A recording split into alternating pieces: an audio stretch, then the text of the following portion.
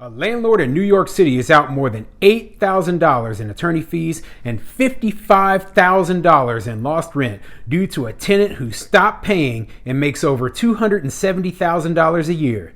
I'm Tony, and this is Real Estate Investing and Landlord News.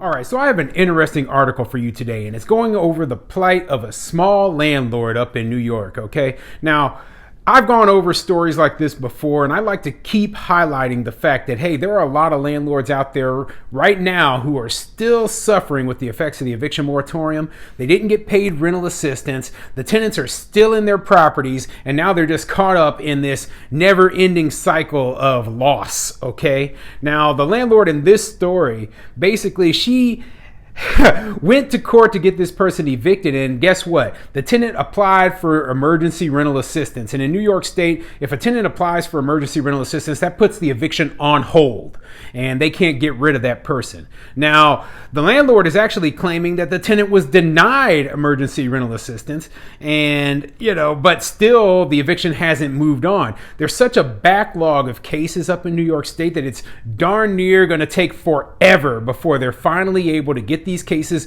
gone through and get all of these non-paying tenants out of these properties. So yeah, even though the state eviction moratorium is over, it's still a nightmare going on. And of course, they're trying to pass that horrible good cause eviction law, which would basically put eviction protections in place that would last forever. They basically be like permanent eviction protections, right? And at the same time, impose rent control even on small mom and pop property owners. Now, this is a nightmare situation for landlords up in New York, and I have to report on it. I have to tell whoever will listen, hey, this is what's going on. This kind of thing, it could be spread beyond New York State. But, we have to fight back. We have to fight against this sort of thing. Now, before I get into the article, go ahead, hit the like and subscribe button. Maybe leave a comment down below. And, let me know what you think of this sort of situation where the rental assistance, if a tenant applies for the rental assistance, it stops the eviction process from happening. And why are they slow rolling on getting the backlog of courses or the backlog of cases, in the eviction court? Okay, I mean, this is horrible. If anything, the landlord should be reimbursed for the losses that they're taking from these tenants. But guess what? Their rental assistance program is still out of money. So the landlords aren't getting paid jack. Okay? But anyway, let me get into this article. And it's coming from Spectrum News, NewYork1.com, and it says, tenants and landlords in limbo after eviction moratorium is lifted. Now, this is an article where, they tell the story. The beginning of the article talks about the plight of a tenant. And then later on, way lower down, like 10 paragraphs down, where everybody's already stopped reading, they talk about a landlord who's going through some struggle. So I'm going to completely skip everything about the tenant because, hey, we've all heard these hard luck stories from tenants too many times. Basically, what it comes down to is the tenant isn't paying the rent and the landlord is not getting paid. And then they're like, oh, but we're afraid we're going to lose our housing. Well, you haven't paid rent in years. But let me skip down to the part about the landlord because this is the information that's important to the people who watch my videos, okay? So let me skip over these first few paragraphs. How some landlords have been impacted. The eviction moratorium has been largely celebrated by housing advocates for keeping New Yorkers from becoming homeless, but it has put a strain on small landlords across the city, some who have gone nearly 2 years without any rental income. And while the moratorium has been lifted, many are still waiting for their day in court. They're playing with the system. They try to stay in a place as long as they can, said Joan Zhu, a small property owner in Brooklyn. Zhu said she hasn't received any rental income from her Sheepshead Bay apartment unit in nearly 2 years. She said once the eviction moratorium went into effect in March 2020, her tenant paid April's rent and hasn't paid a dime since. Yeah, so she's already 22 months into this, okay? They stopped paying in April of 2020. It's February of 2022 right now. And this tenant hasn't paid anything. And she's absolutely right when she says, hey, they're trying to stay in the place as long as they can without paying anything. Okay, they're trying to get by for free off the backs of the landlords, okay? And even if these people are in need, they have to understand that, hey, nothing is free. The landlord cannot keep you in their property for free. Okay, there's no free money from the government for landlords. They ran out of rental assistance funds, and even if they still had rental assistance funds, they're not going to cover 22 months of back rent in this landlord situation. So she's going to lose money no matter what. He asked me to put the mortgage into forbearance, not paying my property tax bill. He said, "It's pandemic. There's nothing you can do about it. I just stay here," said Zhu.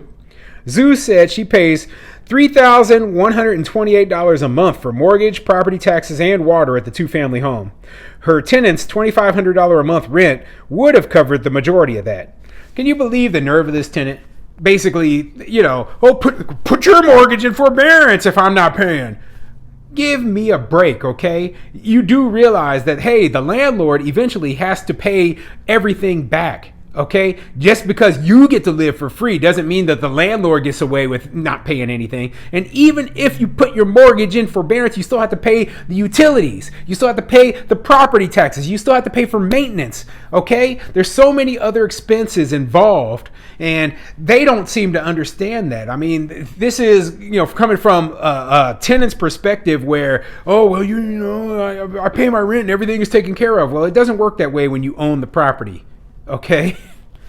Goodness. The eviction moratorium at first prevented landlords from filing any new eviction cases and paused pending evictions to prevent people from having to move and potentially be exposed to COVID-19.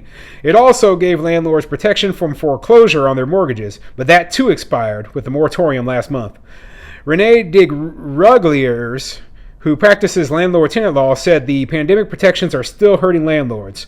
The two-family homeowners who are dependent on this rent to pay their mortgages are going to lose their homes because nobody is doing anything to help them, Ruglier said. And the reality is, I shouldn't just single them out because the large landlords, of course, everybody thinks, well, they can afford to take the hit. But what everybody forgets is they still have to pay their real estate taxes. They still have to pay to maintain the building. They still have to pay to heat the building. They still have to pay their employees. How do people think that these buildings are going to run? And that is a great point. Everyone forgets that, hey, large landlords, they can't go without getting paid rent either, okay? They're facing the same situation, but on a larger scale. And I don't like to pick on those big landlords because, what some person defines as a big landlord could be somebody who owns 10 units. I mean, I own 12 units, and people would call me a big landlord, and they would think, oh, well, he's rich. No, okay? So simply put, what hurts the big landlords and the small landlords alike is when they put these ridiculous rules into place and they don't allow us to evict those tenants who are not paying. And the worst part is, and I'm going to get down into it, this tenant probably doesn't even deserve protections from the eviction moratorium because of their income. But let me read the next couple of paragraphs and you'll better understand. Zhu's case is one of tens of thousands of pending eviction cases in the city. Hers did go before a Brooklyn judge in November. According to court documents, her tenant told the judge he had an active ERAP application, and that put the case on pause. But according to Zhu's attorney, the tenant's ERAP application was denied in October, a claim NY1 was unable to confirm. In a sworn affidavit, Zhu states her tenant owns a $1.5 million home 2 blocks away and highlights a 2017 income tax return showing more than $270,000 in income. I'm working so hard to keep them in my place. How would that be fair, Zhu said. We were unable to reach Zhu's tenant at her rental apartment and by personal and business phones. It's not clear if he has retained an attorney for his eviction case. Her case is scheduled to go before a judge next week. Currently, her tenant owes her $55,000, and she's paid out $8,000 in attorney fees. Yeah, $8,000 in attorney fees. So once again, when I hear about these ridiculous laws that say, hey, the city is going to provide free attorneys for the tenants because, well, the landlords are rich and the tenants are poor, so therefore the tenants deserve free attorneys. And then you hear about this tenant here who has a $270,000 income, owns a $1.5 million house, which in New York is probably just not that spectacular. But, the point is they own a $1.5 million house, right? And they can't afford, they get an attorney provided for them, while this landlord, who is basically bleeding money to keep her tenant in this place, right, has to pay $8,000 in attorney fees. So that's a totally different topic. But this story kind of goes into why I don't like the free attorneys for tenants. Okay, but the whole point of my story is that, hey, all of these eviction rules, all these tenant friendly rules, all this anti-landlord stuff, it's biting people in the butt, okay? And it's just not fair for those people who own properties up in the state of New York.